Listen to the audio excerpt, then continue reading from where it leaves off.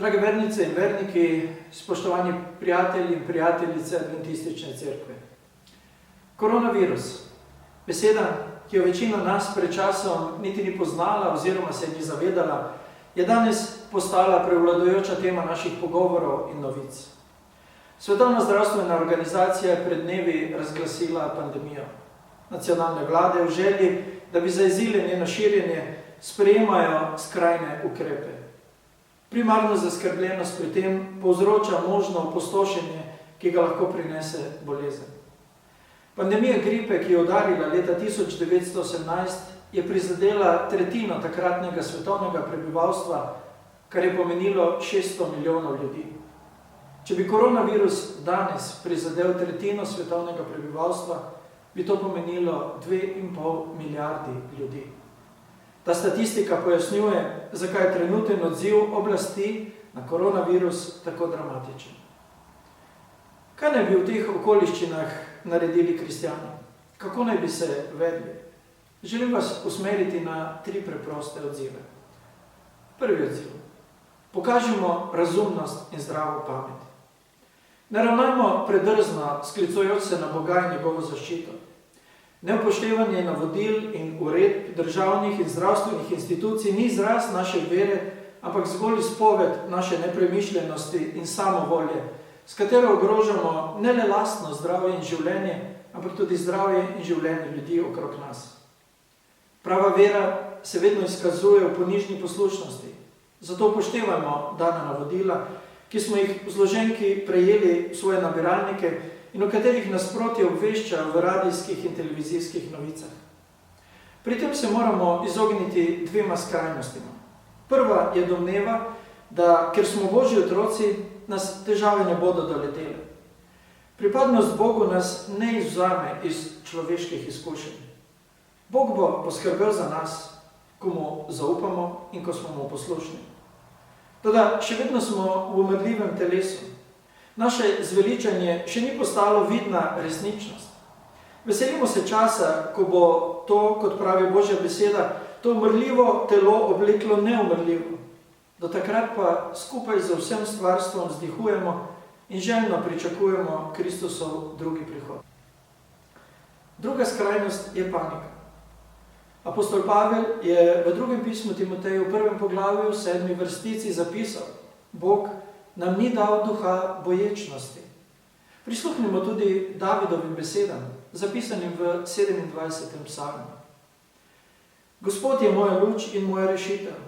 Koga bi se moral bati? Gospod je trdnjava mojega življenja, pred kom bi moral trepetati.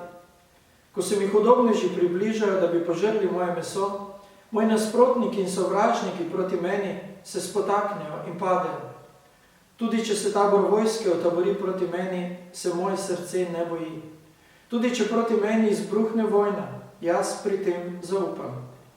Za eno prosim Gospoda, to skušam doseči, da bi prebival v Gospodovi hiši vse dni svojega življenja, da bi zrl Gospodovo milino, premišljal v njegovem templju.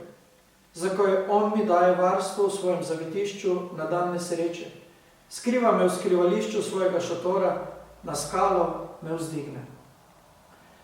Če čutite zaskrbljenost in nemir, vzemite v roke svetopismo in preberite besedila, kot je to, ter dovolite Svetemu Duhu, da vam podeli gotovost in tolažbo. Sad duha namreč ni strah, ampak vera in mir. In zato je prerok Izaija zapisal: Kdor ti je predan, mu ohranjaš mir, ker zaupa vate. Zaupajte v Gospoda vekomaj, kajti samo Gospod, Bog, je večna skala.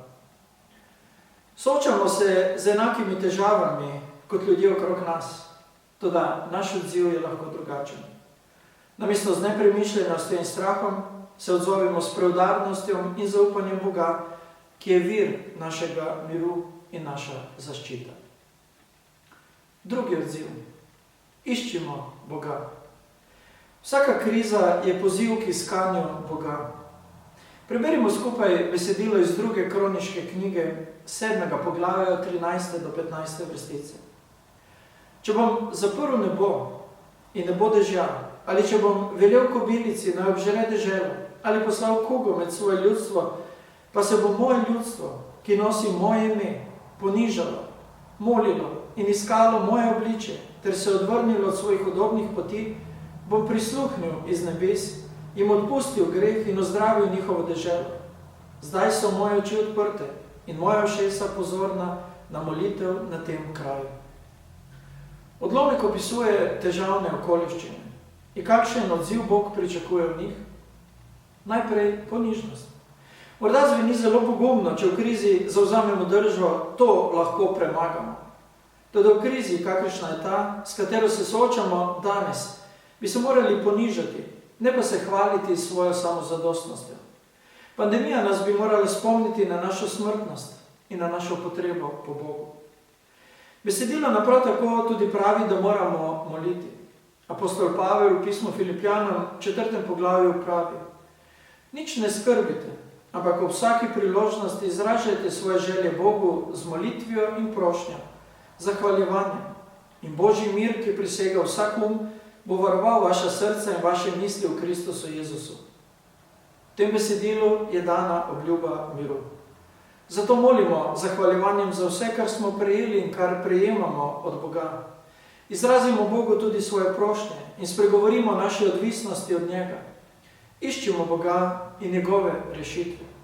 Potrebujemo njegovo modrost in njegovo vodstvo ter njegovo moč, ki naj delujejo v našo korist. Besedilo iz 2. kroniške nas tudi poziva, naj iščemo Božje obličje. Prizadevajmo si za pravilen odnos z Bogom. Naj naše molitve ne bodo le izražanje naših prošenj in pričakovanj, ampak način naše podreditve Bogu in iskanje njegove volje, ki jo bomo uresničevali vsak dan svojega življenja. Obrnimo se nanj ne le za trenutno pomoč, ampak za večno zveličanje. Kajti kot je rekel Jezus, kaj namreč koristi človeku, če si ves svet pridobi, svoje življenje pa zapravi. Zadnja stvar, ki se omenja v 2. kroniški knjigi, je ta, da naj bi se odvrnili od svojih hudobnih poti. Vaše hudobne poti niso enake mojim. Toda vse predstavljajo odklon od Božjih načel. Zato ne bo trenutna stiska spodbuda za vsakogar od nas, da bomo svoje poti, svoj način življenja, svoje besede in svoje dejanja uskladili z njegovo voljo in da bomo tako živeli tudi takrat, ko nevarnost ne bo tako grozeča, kot je v tem trenutku. In še zadnji, tretji odziv, zaupajmo Bogu. V zadnji knjigi Svetega pisma, v Razodetju, v 21. poglavju beremo naslednje besede. Nato sem videl novo nebo in novo zemljo, kajti prvo nebo in prva zemlja sta izginila in morja ni bilo več. Videl sem tudi sveto mesto, Novi Jeruzalem, ko je prihajal z neba od Boga, pripravljen kakor nevesta, ki se je ozaljšala za svojega ženina. In zaslišal sem močen glas, ki je prišel od prestola in rekel: glej, prebivališče Boga med ljudmi. In prebival bo z njimi. Oni bodo njegova ljudstva in Bog sam bo z njimi njihov Bog. In obrisal bo vse solze z njihovih oči in smrti ne bo več, pa tudi žalovanja, vpitja in bolečine ne bo več, kajti prejšnje je minilo. Tisti, ki je sedel na prestolu, pa je rekel: glej, vse delam novo.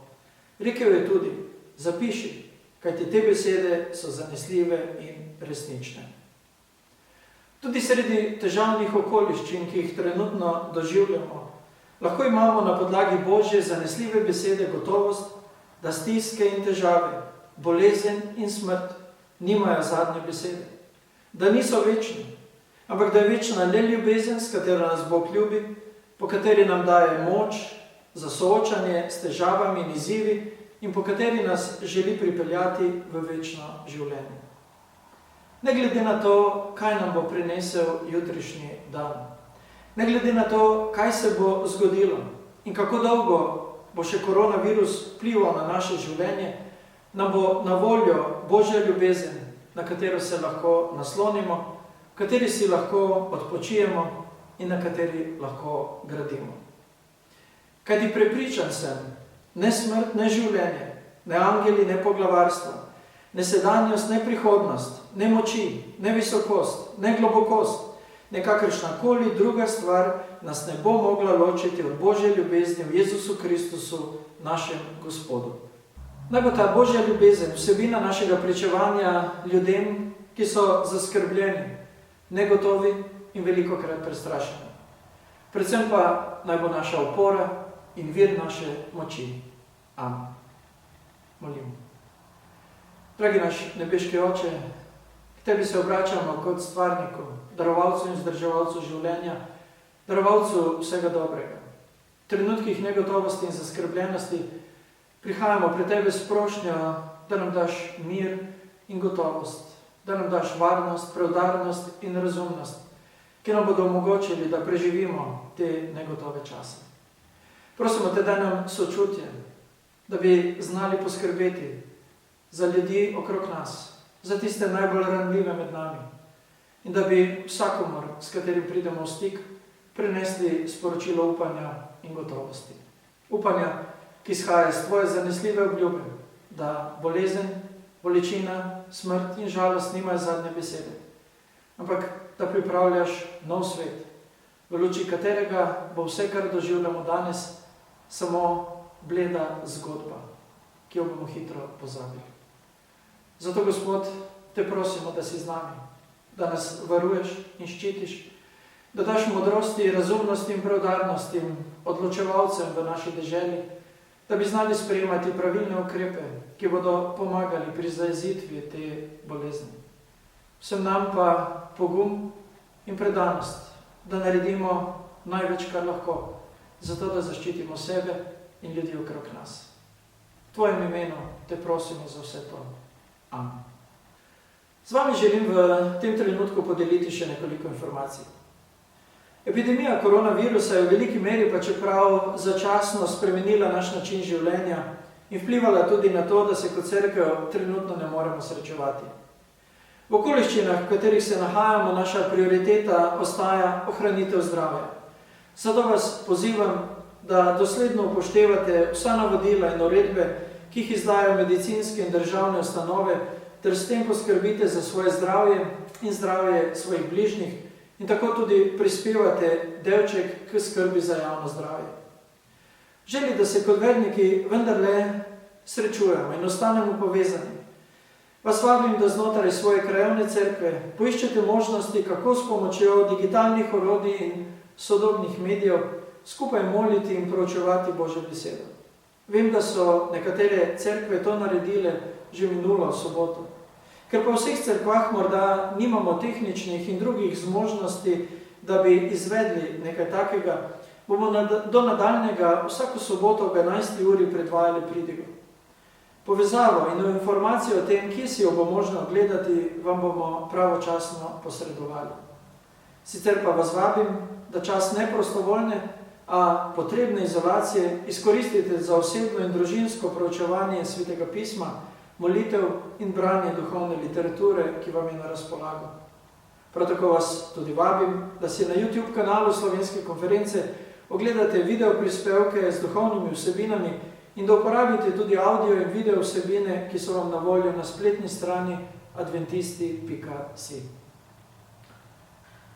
Prisrčno vabljeni, da se vsak večer med 20. in 21. uro pridružite molitvi. Molitvi za čim prejšnjo in ugodno razrešitev okoliščin, s katerimi se soočamo. Za zdravje nas in naših bližnjih, za modrost političnim in zdravstvenim odločevalcem v njihovem delu ter za našo zvestobo Bogu. Vkolikor imate v vaši krajevni cerkvi ali pa vi osebno kakršno okoli potrebo, za katero želite, da bi za njo molili tudi drugi, vas vabim, da jo sporočite na elektronski naslov uprava@adventisti.si. In kot zadnje, a nikakor najmanj pomembno, če potrebujete kakršno koli pomoč pri skrbi za lastno zdravje in življenje, ali pomoč pri nabavi nujnih življenjskih potrebščin, oziroma kakršno koli drugo pomoč, vas vabim, da o tem obvestite starešino in pastorja svoje krajevne cerkve. Prav tako smo vam za vse to na voljo tudi v upravi Slovenske konference.